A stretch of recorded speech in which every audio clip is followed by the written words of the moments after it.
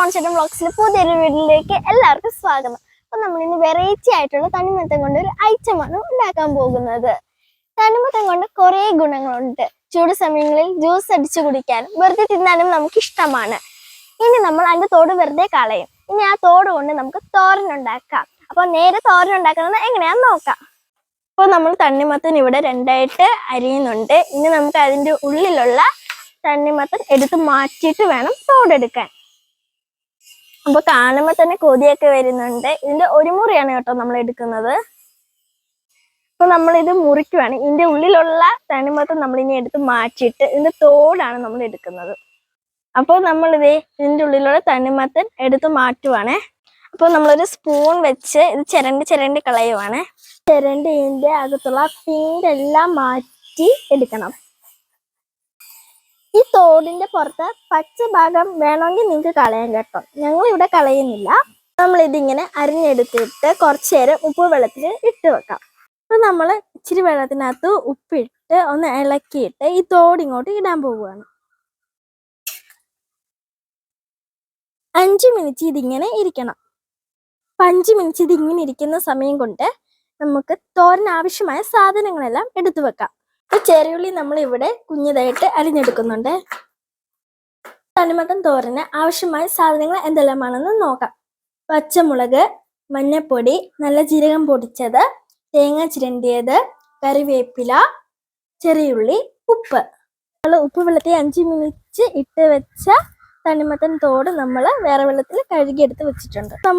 ഇത് അരിയാൻ തുടങ്ങിയിട്ടുണ്ട് കേട്ടോ. അപ്പൊ ഇത് എത്രയോളം കുഞ്ഞതായിട്ട് അരിയാൻ പറ്റുമോ അത്രയും നമ്മളിത് കുഞ്ഞതായിട്ട് അരിയണം. അപ്പം നമ്മുടെ തോരന് ആവശ്യമായിട്ടുള്ള സംഭവങ്ങളെല്ലാം റെഡി ആയിട്ടുണ്ട്. ഇതുപോലെ കുഞ്ഞതായിട്ട് വേണം കേട്ടോ അരിയാൻ. ഇനി നമുക്ക് ഇതെല്ലാം കൂടി ഒന്ന് മിക്സ് ചെയ്യാം. അപ്പം നമ്മളിവിടെ എല്ലാം മിക്സ് ചെയ്തെടുത്തിട്ടുണ്ട്. അപ്പം നമ്മുടെ ചട്ടി ഇവിടെ ചൂടായി. നമ്മൾ ഇച്ചിരി വെളിച്ചെണ്ണ ഒഴിക്കുവാണേ. അപ്പോൾ എണ്ണ ചൂടായി ഇവിടെ ഏകദേശം വന്നു. ഇനി നമ്മൾ അതിനകത്ത് കടുകിടുവാണേ.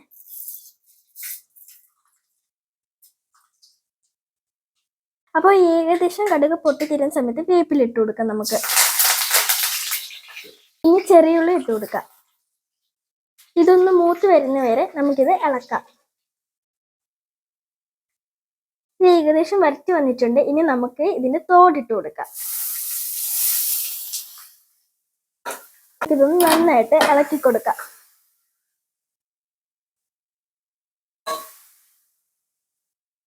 അപ്പൊ നമുക്ക് ഇതിനകത്ത് വെള്ളമൊന്നും ഒഴിക്കണ്ട. ഇതിൽ തന്നെ വെള്ളം വന്നോളും. അപ്പൊ നമുക്കിത് കുറച്ചേരം അടച്ചു വെക്കാം. ഇനി നമുക്ക് മിക്സ് ചെയ്ത് വെച്ചിട്ടുള്ള സാധനങ്ങളെല്ലാം ഇതിനകത്ത് ഇട്ട് കൊടുക്കാം. അപ്പൊ നമുക്ക് ഇനി ഇത് മൂടി വെച്ച് കുറച്ചേരം കൂടി വെയിറ്റ് ചെയ്യാം. ഇനി നമുക്കിത് തുറന്നിട്ട് മിക്സ് ചെയ്ത് കൊടുക്കാം.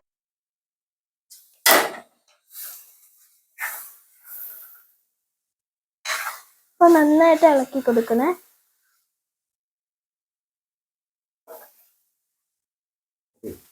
അപ്പോൾ നമ്മുടെ ജീരകത്തിന്റെയും കറിവേപ്പിലയുടെയും ഒക്കെ നല്ല മണം വരുന്നുണ്ട് കേട്ടോ.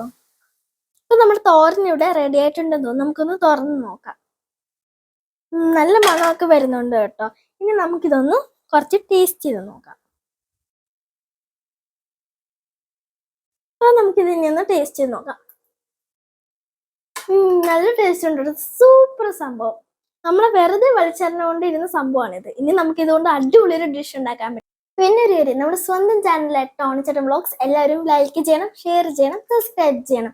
അടുത്തൊരു പുതിയ വീഡിയോയുമായിട്ട് ടോണിച്ചേട്ടൻ വ്ളോഗ്സ് വീണ്ടും വരുന്നത് വരെ എല്ലാവർക്കും ബൈ ബൈ.